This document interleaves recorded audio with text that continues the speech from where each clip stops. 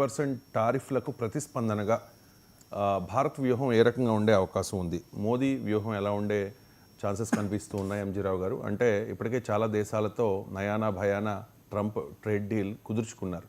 మరి భారత్తో trade deal అమెరికాకు ఉంటుందా, ఉండద్దా? ఎస్ అండి. ఇప్పుడు యునైటెడ్ స్టేట్స్ ఆఫ్ అమెరికా ఒక 70-80 దేశాల మీద ఆంక్షలు విధిస్తూ, ట్రేడ్ టారిఫ్ విధిస్తూ ఇండియా మీద కూడా 25% విధించింది. మళ్ళీ 25కి అదనంగా in addition to this 25% present existing tariffs is going to impose another 10% because of India's relationship with Russia. రష్యాతో ఆయుధ వ్యాపారం, ఆయిల్ దిగుమతి చేసుకున్నందుకు రష్యా నుంచి ఇంకో 10% విధించే అవకాశం ఉంది. అంటే 35% దాకా మన మీద టారిఫ్స్ వచ్చే అవకాశం ఉంది. భారతదేశం సుమారు తన ట్రేడ్లో 5వ వంతు అంటే 20% అమెరికాతో నిర్వహిస్తుంది. ఇది $130 బిలియన్ వ్యవహారం. ఈ 130 పైకి కనిపిస్తుంది. ఇందులో అమెరికాకి భారత్ ఎగుమతుల విలువ $87 బిలియన్. దీంతో పాటు భారతదేశం ఇంకొక అంటే మన సర్వీసెస్ ఎక్స్పోర్ట్స్ అని, అక్కడ నుంచి ఆయుధాలు దిగుమతి, తర్వాత మన విద్యార్థులు అక్కడ 15 బిలియన్ దాకా ఖర్చు పెడుతున్నారు. ఎక్కువ మంది అమెరికా వెళ్ళడం మన వాళ్ళు. ఇవన్నీ చూస్తే అమెరికాకి ట్రేడ్ బ్యాలెన్స్ ఉంటుంది, అది ట్రంప్ తీసుకోవడం లేదు. సో మనకి కూడా కొంచెం అడ్వాంటేజ్ ఉందండి ఈ విషయంలో. సో 5వ వంతు ట్రేడ్ ఎఫెక్ట్ అవుతుంది భారతదేశంలో. ముఖ్యంగా ఫార్మాస్యూటికల్స్, ఈ డ్రగ్స్, మందులు, అదేవిధంగా టెక్స్టైల్ బిజినెస్ ఒకటి, ఎలక్ట్రానిక్స్ ఇండస్ట్రీ ఒకటి, ఇవి తర్వాత డైమండ్ జ్యువెలరీ ఇండస్ట్రీ అనేది పెద్ద భయంకరంగా ఎఫెక్ట్ అవ్వబోతున్నాయి. తర్వాత మత్స్య పరిశ్రమ కూడా. సో ఈ విధంగా ఈ పరిశ్రమలు ఎఫెక్ట్ అవుతాయి. దీన్ని తట్టుకోవడం పొలిటికల్ ప్రెజర్ ఎక్కువ అవుతుంది మోడీ మీద. సో భారత ఆర్థిక వ్యవస్థ కూడా according to CIA, confederation of Indian industry ప్రకారం, ఆర్బీఐ క్యాలిక్యులేషన్స్ ప్రకారం ఈ ట్రేడ్ టారిఫ్స్ వల్ల, అమెరికా విధించిన ట్రేడ్ టారిఫ్స్ వల్ల భారత వృద్ధి కూడా ఎఫెక్ట్ అవుతుంది. ఎంతవరకు అంటే 0.2 నుంచి 0.5% మన వృద్ధి రేటు పడిపోబోతుంది. రూపాయి విపత్కర పరిస్థితిని ఎదుర్కోబోతుంది. డాలర్తో పోలిస్తే రూపాయి విలువ పడిపోబోతుంది. ద్రవ్యోల్బణం పెరిగే అవకాశం ఉంది. సో అన్ఎంప్లాయ్మెంట్ ఎక్కువ అవకాశం ఉంది. వీసా రెస్ట్రిక్షన్స్ ఒకటి ఉన్నాయి. సో వీటి పరిణామం వల్ల భారత వృద్ధి కొంచెం ప్రభావితం అవుతుంది. భారత ఎక్స్పోర్ట్స్ కాస్త తగ్గిపోయే అవకాశం ఉంది. ఇది మంచి పరిణామం కాదు. మనకి అమెరికా నుంచి వచ్చే పెట్టుబడులు కూడా తగ్గే అవకాశం ఉంది. సో ఈ ట్రేడ్ టారిఫ్స్, అమెరికా విధించిన టారిఫ్స్ అనేది మోడీ ప్రభుత్వానికి ఒక పెద్ద గుదిబండగా తయారైంది. మరి మోడీ ఎలా రెస్పాండ్ అవుతాడు? ఇది అంటే భారత వ్యూహం ఎలా ఉండబోతుందంటే, నేను భారత్ చెప్పింది ఏమనంటే, మా సుప్రీం ఇంట్రెస్ట్ భారతదేశం యొక్క ప్రయోజనాలను మేము కాపాడుకుంటాం, అది ఎంతవరకైనా మేము వెళ్తామని. ఏంటి అంటే, ఇప్పుడు ట్రేడ్ డీల్లో అమెరికా పెట్టే ఆంక్షలు భారత ప్రభుత్వానికి నచ్చడం లేదు. అందుకే ట్రేడ్ డీల్ కుదరలేదు. ఏంటి అంటే అగ్రికల్చర్, ఇక్కడున్న వ్యవసాయ ఎంఎస్ఎంఈ, ఏది micro, medium and small industrial sector చాలా ఇంపార్టెంట్. ఈ రెండో సెక్టారు. తర్వాత ఇండియా జ్యువెలరీ, ఫార్మాస్యూటికల్స్, మన కార్పొరేట్ సెక్టార్కి, వీటికి కొన్ని అక్కడ అమెరికా పెట్టే బేరసారాలు మనకు నచ్చడం లేదు. కాబట్టి ట్రేడ్ డీల్ కుదరలేదు. మరి అమెరికా ముందుకెళ్తుందంటే అమెరికా ముందుకెళ్ళదు. సో ఇండియా ఏం చేస్తుంది? ట్రేడ్ టారిఫ్స్ ఆగస్ట్ 1 నుంచి వచ్చేసినాయి కాబట్టి ఇంకా నో ట్రేడ్ డీల్, అమెరికాతో మాకు ట్రేడ్ డీల్ లేదు అన్నట్టే వ్యవహారం మొదలైంది. అంటే మోడీ వ్యూహం ఏంటి? మోడీ ప్రభుత్వం, భారత ప్రభుత్వం యొక్క వ్యూహం ఏంటి అంటే, ఎస్ భారతదేశానికి కొన్ని ప్రత్యామ్నాయాలు ఉన్నాయి, అమెరికా అనేది అత్యవసరం. అలా అని అమెరికాతో ట్రేడ్ డిస్కషన్ జరుగుతూనే ఉంటాయి, ట్రై చేస్తూనే ఉంటుంది, తన యొక్క ప్రయత్నాలు చేస్తూనే ఉంటుంది ట్రేడ్ డీల్ కుదుర్చుకోవడానికి. అందులో మనం ఆత్మహత్యా సదృశ్యం అవుద్ది.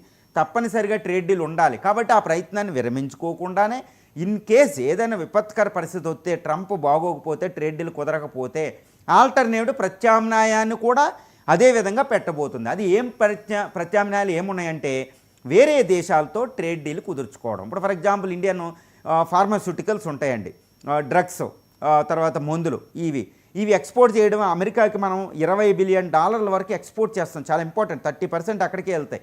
మరి వాటికి ప్రత్యామ్నాయ మార్కెట్లు EU, China, African countries, Latin America, వీటితో మనం ఎక్కువ ఒప్పందాలు పెట్టుకోవాలి, ట్రేడ్ అక్కడికి డైవర్ట్ చేసుకోవాలి. తర్వాత మన సర్వీసెస్ కూడా EU, జపాన్ లాంటి మీద ఎక్కువ డీల్ చేసుకోవాలి. వ్యవసాయ ఉత్పత్తులు కూడా అంటే అమెరికాని మించి ప్రత్యామ్నాయ మార్కెట్లు చూసుకోవాలి. అది చాలా ఇంపార్టెంట్. దానికోసం మన యూకేతో ట్రేడ్ డీల్ అయింది. ఇప్పుడు ఈ EUతో ట్రేడ్ డీల్ డిస్కషన్ జపాన్తో అయ్యింది, ఆస్ట్రేలియాతో అవ్వబోతుంది.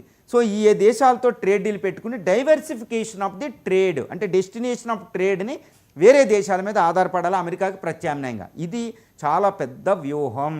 దీనివల్ల మనం తర్వాత డొమెస్టిక్ కన్జంప్షన్, దేశీయంగా కూడా మన యొక్క డిమాండ్ని పెంచుకోవాలి. మన దేశంలో చాలా ఎక్కువ, ప్రపంచంలోనే చైనా తర్వాత అత్యధిక డిమాండ్ ఉన్న మార్కెట్ ఇండియా. మన దేశంలోనే 1.4 crore పాపులేషన్ ఉన్నారు. సో మేడ్ ఇన్ ఇండియా ప్రొడక్ట్స్ని ఎక్కువ కొనేటట్టు చెయ్యాలి.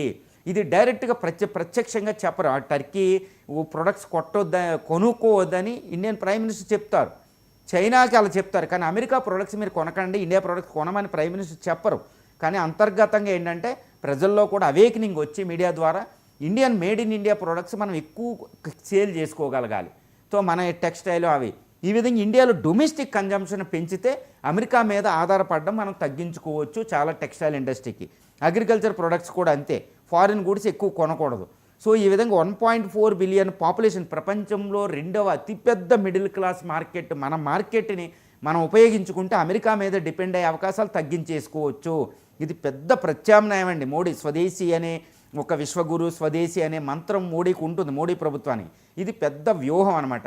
తర్వాత టెక్నాలజీ డ్రివెన్, ఎక్కువ టెక్నాలజీని అభివృద్ధి చేసుకోవాలి, ఎక్కువ ప్రొడక్షన్ కెపాసిటీ పెంచుకోవాలి. 2, ఎన్ని ట్రేడ్ టారిఫ్స్ ఉన్నా మనం చౌకగా ఎప్పుడైనా ఉత్పత్తి చేయగలిగితే ప్రపంచంలో ఎవడైనా మన దగ్గర కొనుక్కుంటాడు. అది పెద్ద వ్యూహం. అంటే ఉత్పత్తి చేసే ధరలను తగ్గించుకోగలగాలి. ఇలాంటి ఒక అద్భుతమైన వ్యూహంతో ఈరోజు మోడీ ముందుకు వెళుతున్నాడు.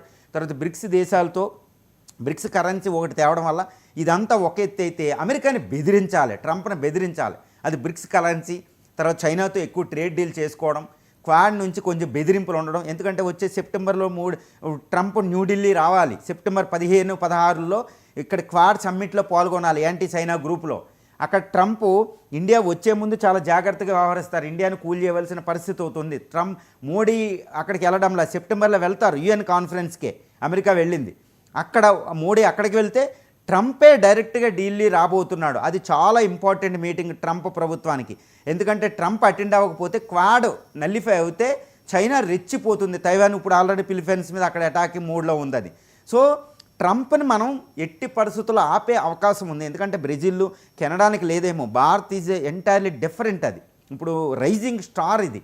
దీన్ని తట్టుకుని ఎక్కువ కాలం, అందుకని ట్రంప్ తన యొక్క అక్కసను కక్కుకుంటూ ఉంటాడనమాట. ఈ మోడీ ఇది అంటూ ఉంటాడు. కానీ ఇంత పెద్ద ట్రంప్ కూడా ఎంత మాట్లాడినా, ఎంత నోట్లో మాట్లాడినా ఫైనల్గా India is friend, Modi is friend అంటూ ఉంటారు. ఎందుకంటే ఇండియా అవసరం ఉంది కాబట్టి.